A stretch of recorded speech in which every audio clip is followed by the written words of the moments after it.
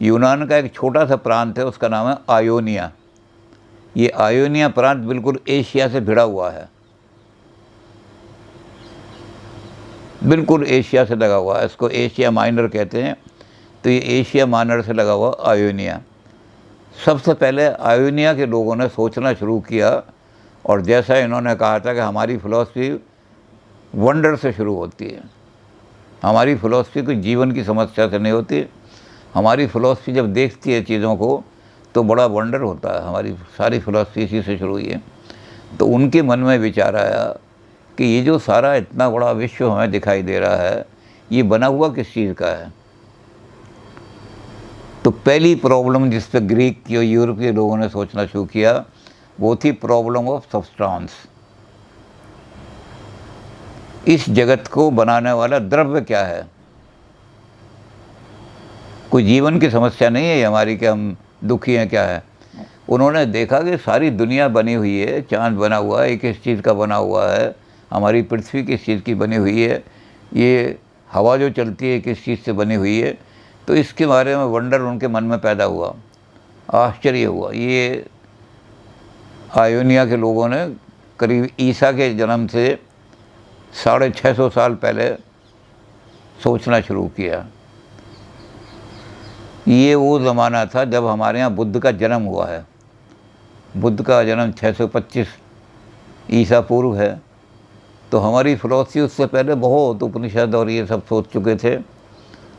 तब जाके और यूरोप में चिंतन शुरू हुआ जब हमारे बुद्ध का जन्म हुआ है 625 ईस्वी में। तो इन्होंने सोचते सोचते, इनका एक आदमी था, वो बहुत बड़ा एस्ट्रोलॉजर था, नक्षत्र विद्या का बड़ा ज्ञान था। वो भी भारत की तरह प्रेडिक्ट कर देता था कि सूर्य ग्रहण कब होगा, जैसे भारत के लोग प्रेडिक्शन करते हैं वो भी कर देता था। तो वो इस विद्या का बड़ा और मैथमेटिशियन था। हमारे यहाँ फिलॉसफी का करने वाले जो थे वो ऋषि मुनि आध्यात्मिक लोग थे। ये मैथमेटिशियन था और मैथमेटिक्स के आधार पर ये अपनी एस्ट्रोलॉजी का काम करता था। तो उसने सोचते सोचते चीज़ों को ऑब्ज़र्व किया, बहुत अच्छी तरह देखा, और सोचते सोचते कहा कि सारे विश्व का आधार तत्व जिससे सारा विश्व बना है वो पानी है, वाटर है।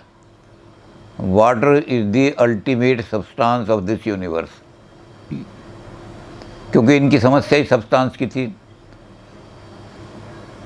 तो पहली चीज़ इसमें फिलॉसफी में आपको क्या मिलेगी कि ग्रीक थिंकर ने सबसे पहले ये घोषणा की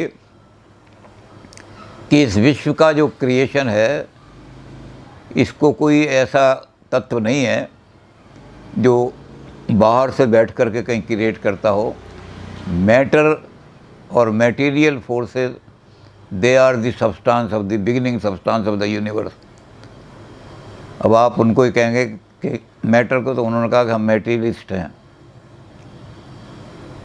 मटेरियलिस्ट हैं हम, क्योंकि हम ही जानते हैं कि सबसे पहला सब्सटेंस जिससे दुनिया बनी वो मैटर था, वो पानी था। अब इन्होंने पानी को जब देखा कौन सा पानी, तो उन्होंने देखा कि पानी ही आदमी को, पानी ही जीवन को पैदा करता है। सारी लाइफ पानी से ही पैदा हुई है, जिसको डार्विन ने बहुत बाद में बड़े आधार पर कि और लाइफ हैज़ मैरीन ओरिजिन।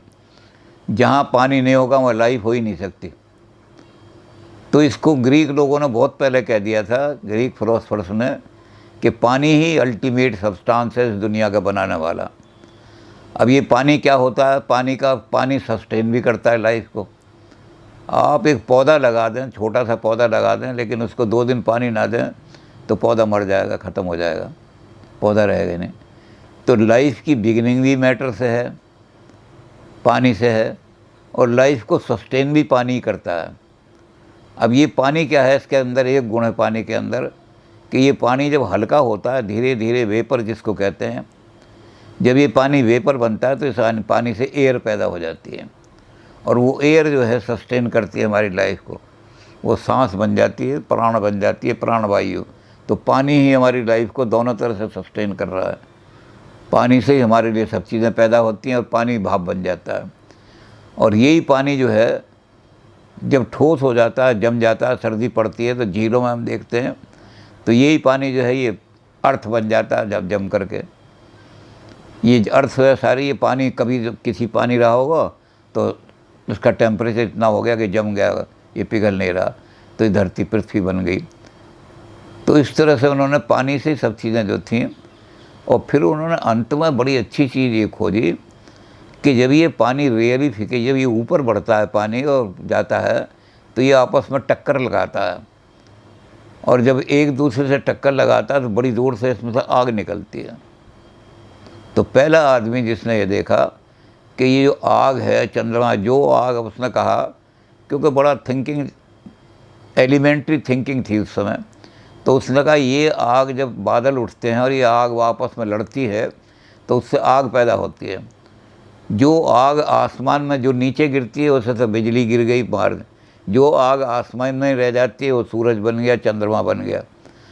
तो इस तरह से थेलीज ने, अब वहाँ ग्रीक के स्पेलिंग भी अलग होते हैं, ग्रीक भाषा में ई जो है उसको डिटेल में बोला, लंबा करके बोला जाता है, और एस आगे आ गया तो लिखा जाएगा THALES।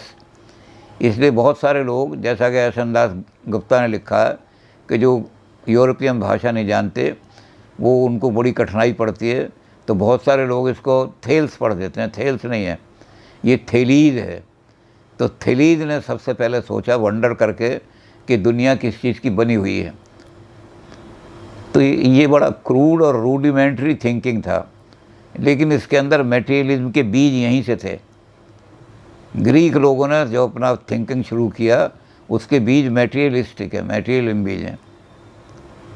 इसके बाद दूसरा आदमी आया, वो इनका चेला ही था, उनका नाम था एनेक्सीमेंडर। एनेक्सीमेंडर नाम आया।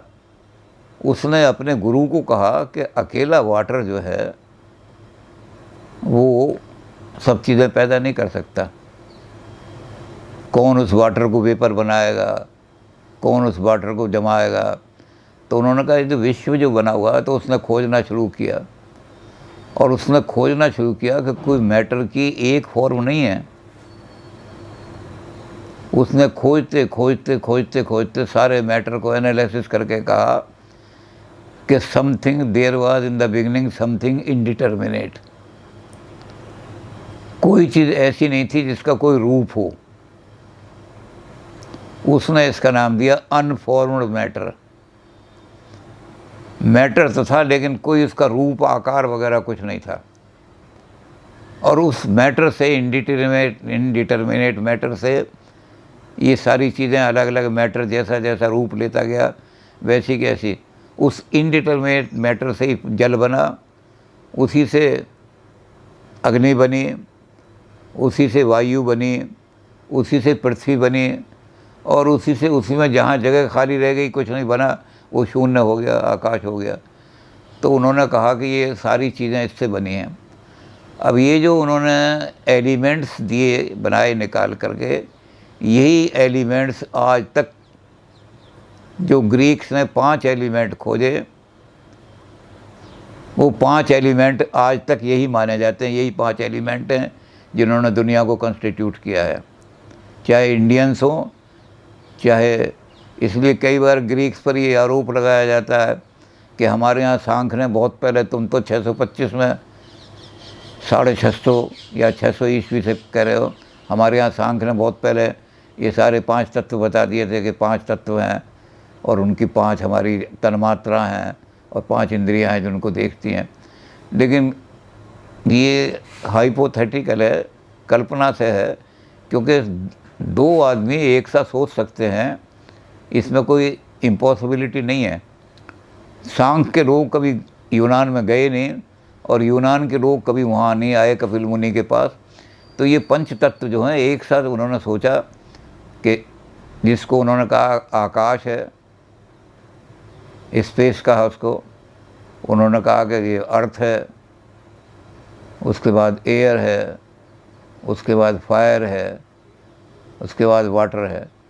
ये उस इनडिटर्मिनेट मैटर ने 5 रूपों में दाखिल।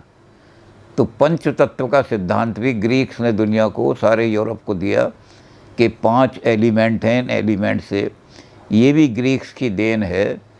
सारी जितनी फिलॉसफी आगे बढ़ेगी इन्हीं सीड्स को लेकर के आगे बढ़ेगी, इससे आगे नहीं जाएगी। तो एनेक्सिमेंडर जो थे उन्होंने इंडिटर्मिनेट का सिद्धांत दिया। आज वो इंडिटर्मिनेट का सिद्धांत 20वीं सदी में आकर के और हाइजेनबर्ग और इन्होंने क्वांटम फिजिक्स में इंडिटर्मिनेट मैटर खोजा इतने दिनों बाद, जो कि ग्रीक्स ने बहुत पहले दे दिया था। तो इंडिटर्मिनेट मैटर का सिद्धांत इसने दिया, उसका नाम था एनेक्सिमेंडर। अब एनेक्सिमेंडर के बाद उनका शिष्य आया। एनेक्सिमेंडर का ये सब वहीं के हैं, आयोनिया के ही हैं। आयोनिया प्रांत जो है ये बिल्कुल एशिया से लगा हुआ है। हो सकता है इन पर ओल्ड अरेबियन फिलॉसफी का असर रहा हो, लेकिन उसके बारे में कोई प्रमाण नहीं है, क्योंकि एशिया से बिल्कुल लगे हुए हैं। 5 अनासिर वो भी मानते हैं, कुरान शरीफ और है बाइबल वगैरह मानती हैं, तो इन्होंने वहाँ से लिया हो, लेकिन कह नहीं सकते कुछ इसका। लेकिन ये जब आए, इनका नाम था एनेक्सिमीनस। तो बहुत सारे लोग इनको एनेक्सिमीन पढ़ते हैं, लेकिन MENES, एनेक्सिमीनस।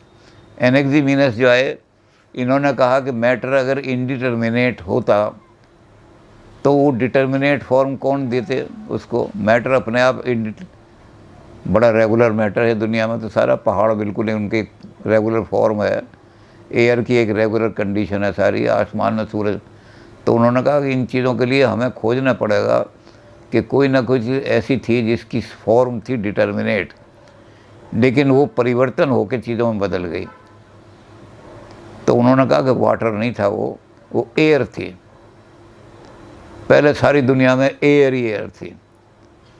जब वो एयर का रेयरिफिकेशन हुआ, वो एयर बहुत थिन हो गई, बहुत पतली हो गई, इतनी पतली हो गई कि हमारी सोच से बियॉन्ड चली गई, तो आकाश बन गया, स्पेस बन गई सारी की सारी।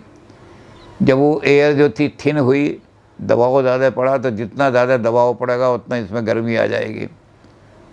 तो जो एयर थी वही हीट बन गई, और उस हीट में जब वो ज़्यादा हीट पैदा हो गई तो सूरज बन गया। सूरज एयर जो थी, उस एयर का कंडेंसेशन हुआ, दबना शुरू हुआ, जमना शुरू हुआ। तो जमते जमते क्या हुआ, वो पानी में तब्दील हो गई। वो एयर जो थी वो लिक्विड बन गई, और वो लिक्विड जो था बाद में जाके जमा, जहाँ जाके पानी जम गया ठंड की या किसी वजह से, वो अर्थ बन गई।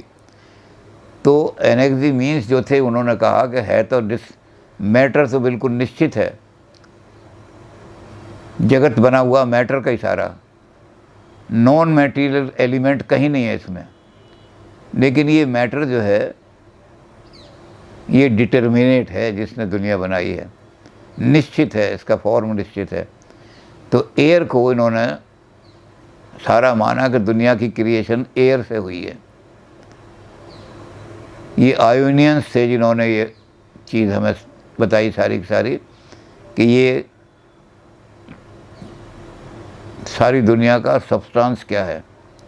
इनकी प्रॉब्लम यही थी, और कोई प्रॉब्लम इनके सामने नहीं थी, इसलिए उन्होंने को अपने अपने ढंग से इसको एक्सप्लेन कर दिया आयोनियंस ने।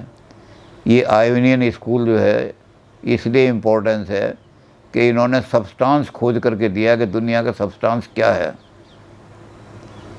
और ये पक्का बता दिया उन्होंने कि दुनिया का चाहे वो एयर हो, चाहे वो वाटर हो, चाहे वो इंडिटर्मिनेट मैटर हो, लेकिन इस दुनिया का सब्सटेंस मटेरियल है।